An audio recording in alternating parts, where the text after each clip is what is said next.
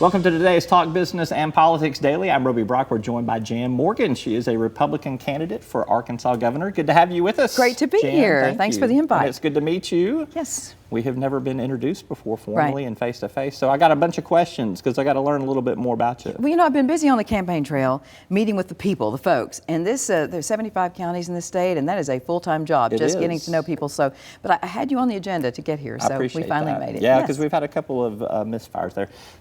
Where were you born? Lone Star, Texas. Yeah, where in Texas? Lone Star. Oh, that's actually a city. That's actually a city? It's actually a city.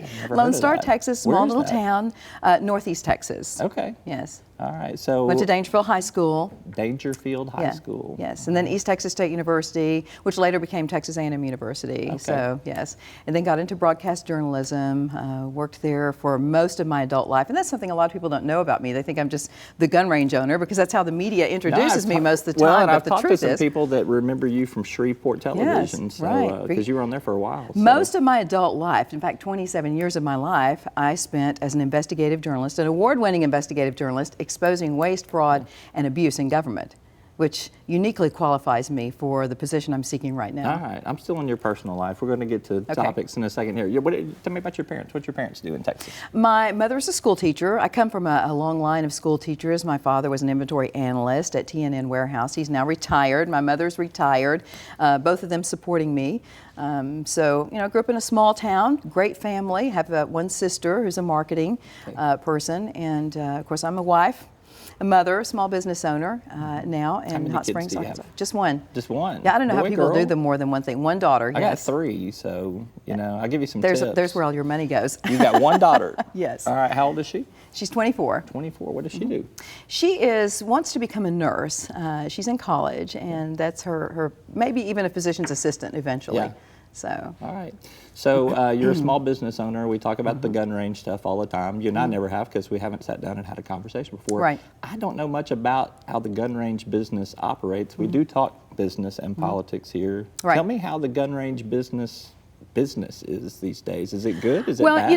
it depends on which gun range you're talking about. I'm talking about your gun range. Well, my range is a private club, right? So it's not their standard business. I'm not into selling firearms there. We are a training facility. Yeah. Our mission is to train people with the skills they need to save lives, and that's primarily what we do. And a majority of what happens there is training for life saving. Have you found being on the road, is that good for business, or is it hard to keep up? Because I talk to people that it does both actually. I mean, I've heard some people say campaigning actually has been good for business. And some it's been tough on us as a family because my husband has his own business as well. So he's trying to run both facilities. And a firing range is different than your standard coffee donut shop. You can't just hire someone and turn it over. Running a gun range requires a huge level of responsibility. I mean, people are handling lethal weapons within a couple of feet of each other. So it requires great discretion deciding who can and can't shoot there, making sure that people who are handling guns there are adhering to firearm safety rules. We have cameras on every shooting lane.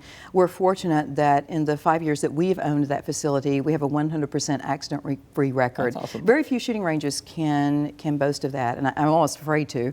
But when one of us can't be there, we have to shut the place down because you can't trust anyone to oversee and make sure people are handling firearms safely. There are families that shoot there, train there. So. Yeah. Well, that's interesting. So let's pivot to a little bit of some topics of conversation here. There was a big rally this weekend nationwide, big presence here in Arkansas too. The Never Again movement, I think is how they've hashtagged themselves. Right. I know where your position is. I think I'm going to assume that you have a different position on gun restrictions than some of these students that have been leading these marches. But what do you think about them protesting, exercising their First Amendment? Do you Roby, do you find that respectful? It is. I have mixed feelings about the whole thing. It was exciting to me, and I love to see the fact that young people are finally engaged and passionate about something besides Xbox, Right. So I like that, and I'm hoping, I don't like their message particularly, but they're young. And I think this will be a learning experience for them, and I would love to have a chance to sit down with those kids and talk to them about the history of gun control and what, the sad thing is they're being exploited by the far left anti-gun movement. And I think a lot of these kids mean well, they're well-intentioned. I think that their heart is in the right place. They're truly passionate about, the loss of their fellow students and their doing friends. something Yes, to correct they're that trying to do situation. something for the good. And in that, I appreciate their efforts and their passion. So if I you like were that. governor, how would you want to meet with them and find some I would common want to meet with them. areas? I would want to meet with them, and I would love for them to sit down and watch with me the documentary called Innocence Betrayed. And it is the world history of gun control, about the millions and millions of people who have been annihilated by their own governments after being disarmed. There's always a process every time. It's always registration, which leads to confiscation, which leads to annihilation. And I wanted them to understand why our founding fathers gave us the Second Amendment, to put that layer of protection in there and help them understand the whole reason we have what we have. And I think if kids had a proper education, they would be in more of a position to make the right decisions on where they stand, instead of just yelling talking points against the NRA and any other person who stands up for the Second Amendment. Well, I mean, they've come to their conclusions, but I mean, again, Yes. it would be an interesting conversation there. All right, let's talk about. Maybe we'll have that. Maybe you will. So you could do it whether you're governor or not governor. You could do it as a candidate for governor. Absolutely. Call us, have a town hall. I'll invite you too. How about Please that? do. We'll Yeah, do that. I'd love to report on it. Okay. See what they talk about. See what Okay. you guys talk about. You have talked about taxes and cutting taxes as part of your platform for running for governor. Can I correct you? Sure. It's not my platform, it's the people's platform. Okay. Roby, the whole reason I'm in this race, as you know, I've never served in political office. Never, if you had told me a year ago that I was going to be running for governor of Arkansas, I would have laughed at you. I went to the state capitol as a citizen activist to be a voice for the people when the people felt like they didn't have one. And it was that moment when I was standing up to misrepresenting representatives that the people by the thousands started coming on social media and saying Jan Morgan for governor. And the pressure became even more immense as time passed. So I started traveling around the state and listening to the people, and discovered that they felt the same way I did as a citizen, and that is that the people are not being heard. Roby, we sent a strong message when 72% of this state elected Donald Trump. The message was the establishment end of the Republican Party has betrayed the people, just like the establishment end of the Democratic Party has betrayed their people. People are tired of politics as usual. They're tired of being promised one thing, and then once our politicians get elected, they legislate as if they're total strangers to the people that sent them there, and they start answering to the economic elites. Right. And so I am there with the People's Agenda. As I traveled around the state for 8 months and listened to the people, we put together a policy platform that is representative of the message that our establishment end of our party has once again overlooked. Well, let's talk taxes. Okay. All right, because that is something that you mentioned in your speech on New Year's Eve when you announced that you were Yes. getting in. You talked about corporate income taxes. You want to get rid of corporate income taxes? Maybe not eliminate them entirely, but certainly look at reducing the corporate income tax. Also, our How government quickly right now, would you do Roby, that? but look at what we've done. Yeah. I mean, right now our government taxes too much and spends too much, and it is egregious that under Republican leadership we have increased taxes in spite of what our current governor says. I'll go ahead and say his name. Well, He won't there's- even say my name, but Asa keeps telling people he's reduced taxes, but what he's actually done is redistribute taxes and played a shell game with the people, and I'm believing the people of Arkansas are smarter than that. But I don't want to just play a shell game with the people. We need to reduce taxes and eliminate the tax burden on the people. We're among the poorest population in America, and yet our people are the most heavily taxed. And he's had 4 years, along with a Republican trifecta, a legislative body that has had 4 years to make a significant difference in the tax burden on the people, and So we have let's not go done corporate that. income taxes. How far would you cut them? How quickly would you cut them? I'm not going to get into specifics. I'm going to do as much as I can, as quickly as I can, without doing anything too dramatic. I mean, this is going to take some time. You can't just yank the carpet. You can't. I want to do some cutting in state income tax too. I want to do some cutting in the Individual property income tax. taxes. Yes, individual income tax, the property tax, across the board, lighten the tax burden. Across the board. Our people deserve that. We're using every taxing entity against the people of this state Sure. that the law allows. Yet we're surrounded by states like Texas and Florida and Tennessee that have no state income tax. Right. Property taxes are among the lowest in the nation in Arkansas, but you want to cut property taxes even lower? It would be nice to cut property taxes a little more. And here's another issue on the property tax. You never really pay for your property.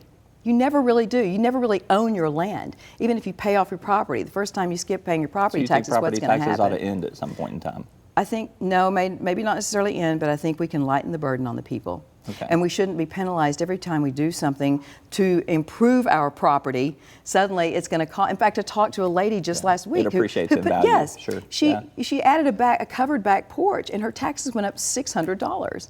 And she said, who would have thought? I mean, when you should have left that porch off. I should have left the porch. You know, she just tried to make her but house look better. That's local control too. Property taxes are. Yes. There'd have to be a constitutional amendment to change how the property taxes are put together there.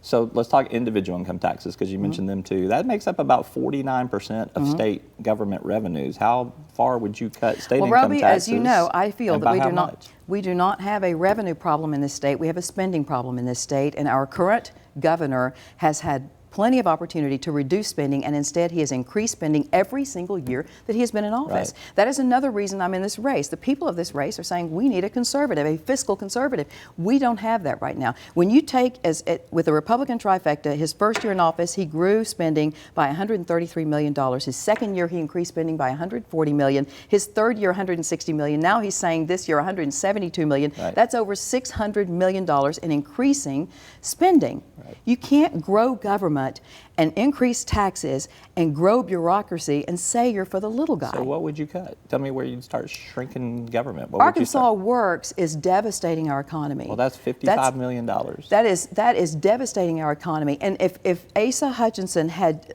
stayed out of the way and let our Republican legislators, who ran on the promise that they would not expand Medicaid, if he had just left our legislators alone and let them vote the will of the people instead of his agenda, we wouldn't have Arkansas Works today. Okay. We would not have it. And that is becoming a financial disaster. That's why he's constantly going back and forth to Washington, D.C. to get waivers to find other ways to save something that he was warned is not going to work. He was warned all this federal money that's going to come in from Arkansas for Arkansas Works is going to be lighter and lighter every year, and the state's going to have to pick up more of the tab. He knew that in advance, and he took us down that road anyway, and that is a leadership failure. But it has reduced uninsured rates in the state of Arkansas. It has helped some of the rural hospitals there. But on the flip side of this, let's stick with taxes and smaller government and money. It's about $55 million a year when you look at what the state spend is on Arkansas Works. If you were to put that towards tax relief or shrinking government, out of a $6.5 billion government, that's not that much, but we have a lot of waste so. in government too, Roby, as you know. There's plenty of waste, plenty of pork that needs to be cut. How much? Now, see, you're asking me to give it, but have you asked Asa to sit here and explain Sure. how he talks about the millions that he's cut and be specific about that? And here's the problem with me giving a plan. I've FOI'd it from DFNA. I know, and how much have you gotten from them on that? I got the whole thing. I got Good, everything because that a lot of people have had everything trouble with spent, FOI so requests with state government. I'm pulling a story together on it. Yes, so. well, the problem is he has misled the people, and there's so much waste occurring in our state government. For example, let's take the Department of Human Services contract.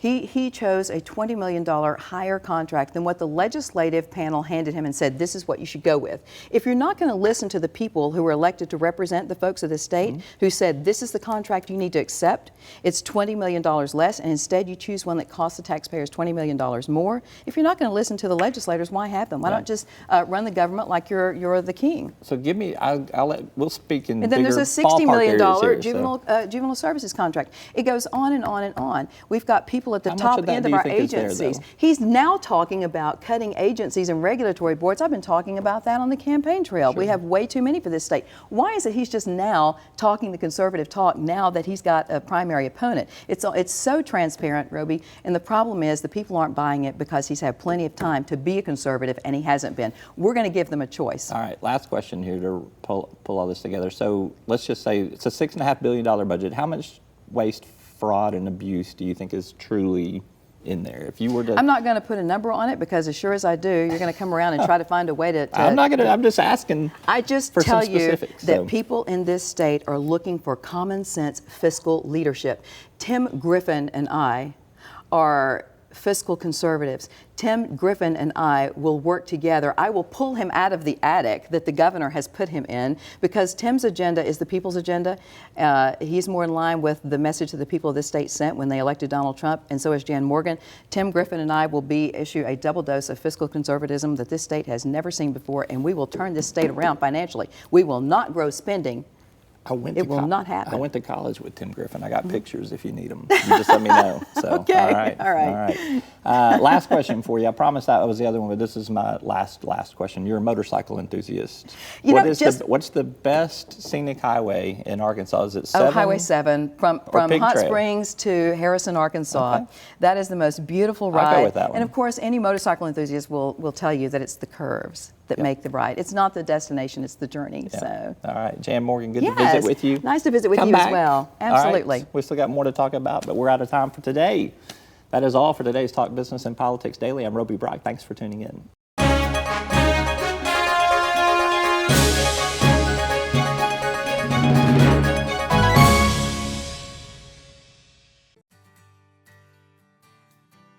Arkansas Electric Cooperative Corporation provides electric energy across 2/3 of Arkansas.